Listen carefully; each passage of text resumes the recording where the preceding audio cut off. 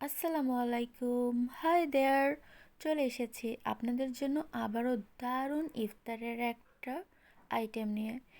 এই রেসিপিটা যদি একবার আপনারা তৈরি করেন তাহলে সবাই কিন্তু আপনার ইফতারের ফ্যান হয়ে যাবে আর বারবার শুধু এটাই বানাতে বলবে। চলুন এই ইয়াম্মি আর হেলদি স্ন্যাক্সটা কীভাবে তৈরি করতে হয় ঝটপট দেখে নিই। প্রথমেই আমরা স্টাফিং তৈরি করার জন্য 2 টেবিল চামচ সয়াবিন তেল, 1/4 কাপ পেঁয়াজ কুচি অ্যাড করে নিলাম, 2 টেবিল চামচ পেঁয়াজ কলি কুচি দিয়ে জাস্ট 30 সেকেন্ড একটু মিডিয়াম আঁচে সতে করে নিয়েছি। এরপরেতে 1 টেবিল চামচ কাঁচামরিচ কুচি, 1/4 কাপ গাজর কুচি আর দিয়ে দিব 1/2 কাপের মতন বাঁধাকপি গ্রেট করা বা কুচি, যেটাই আপনারা দেন একদম মিহি কুচি করে নেবেন বাঁধাকপিটাকে। তবে ভালো করে আরও 1 মিনিটের মতন সতে করার পর স্বাদ মতো লবণ দিয়ে দিলাম।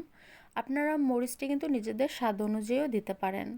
1 চামচ রসুন বাটা, 1 চামচ আদা বাটা অ্যাড করে নিলাম। তারপর আবারও 1 মিনিটের মতন কষিয়ে নিয়েছি। তারপরেতে 1 চামচের মতন চিনি দিয়ে দিলাম।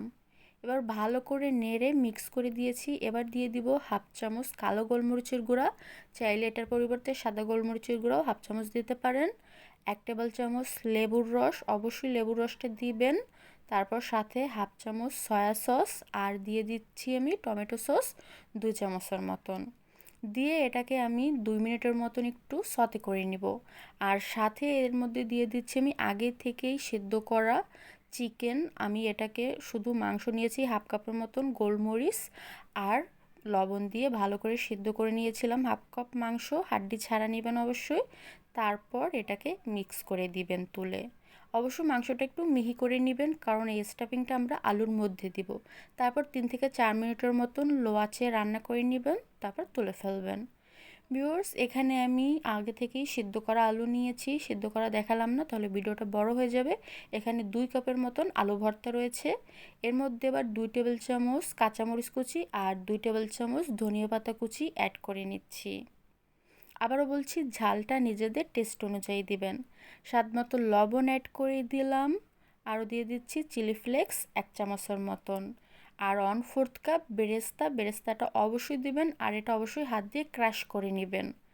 এবার আমি ভালো করে এটাকে মেখে নিয়েছি।